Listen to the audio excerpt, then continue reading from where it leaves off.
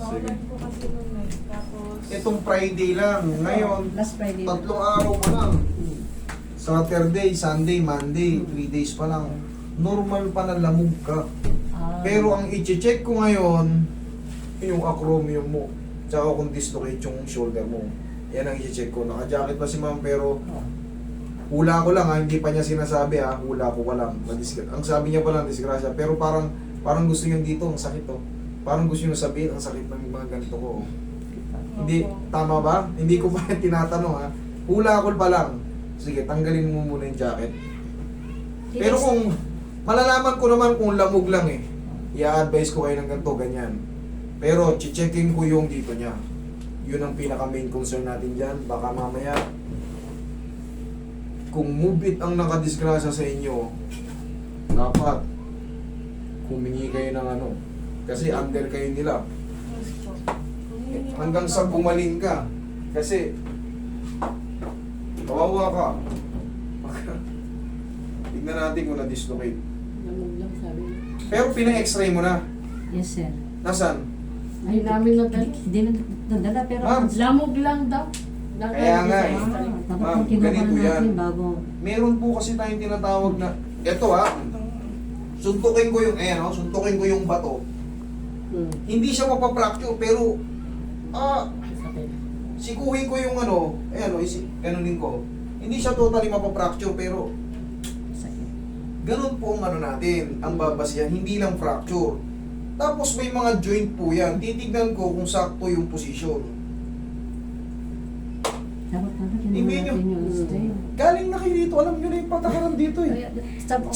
Sinong titingin nun doon? Sinong titingin nun sa bahay? Hindi Wala. nasa ospital pa eh. Ang sabi lang, lamog lang. Lamog lang. Oh, lamog Ngayon, sa ang gagawin ko, pangbugbog daw. dahil ako kung sa akin kayo pumunta, aanihin ko muna, susulihin ko muna kung lamog lang. Pipindutin ko yung mga buto-buto niya, kasi syempre, may mga pagkakataon nagkukontrahan eh. Kumbaga, okay na, sabi okay na. Pero yung tao, aray pa rin ang aray. Tapos pag pinindot ko yung buto, gumagalaw. Syempre, ako ang puputukan nito, ako yung huling hawak eh. Kakapain ko yung mga buto mo. Eto, pag ginanyan ko yung clavicle mo, nagre-react. Ulit. Tamo, may nagre-react dito. Pag pinindot ko to, wala. O, ito. Saan banda? Dito, nagre-react. Sa dulo. Yan yung sinasabi ko. Kasi umuusog yung mga joint natin. Tamo, dito ko pinindot. Nagre-react dito. Pero syempre, katugtungan yan. Kapain ko ngayon yung dulo. Ayan, ito yung dulo. Ma'am, yan. Sakit? Oh, sakit din. Itong nasa Harapan. sumunod sa gitna, ito. Medyo lang. Medyo. Ito namang mga blade mo, ito yan, yan. Masakit po. Masakit. Okay, kita mo.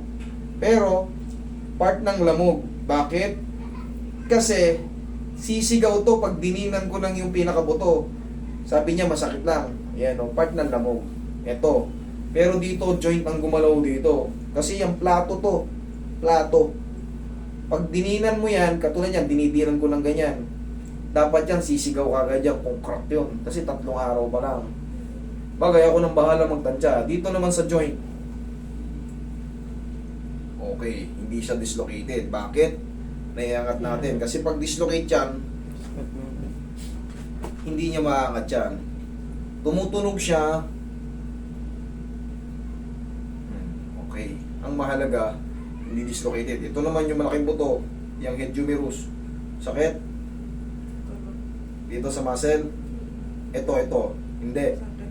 Masakit din? Okay. Sobrang sakit, yan, didinan ko. Medyo lang. Medyo lang. Okay, hindi basag. Kasi iniwan niyo yung ano eh. Tatagal tayo nito. Kailangan ko doble-doble ito. Itong mga ribs. Yan. Wala naman po. Sigurado? Wala po. Ito. Wala po. Yan. Sakit? Medyo. Medyo. Umusog pa tong ribs mo na to. Magaan lang yan, oh. Oh. Umusog yung ribs mo na yan. Kasi yung ribs, nakahang yan, oh. Ayan mo. Nice. Nakahang yan, oh. Ngayon, hinawakan ko yung dito niya. Masakit. Baka gumalaw yung mga, ano niya, yung mga junction na yan dyan. Sa dibdib mo, pag pinindot ko yung ribs mo, sabihin mo kung masakit, ha. Pag ginanong ko, tinulak ko ng ganyan. Masakit yung dibdib mo? Wala. Hindi naman. Hanggang saan lang yung masakit? Yung kanina ko na tinusok na. Ito lang? Opo. Okay, good. Sige.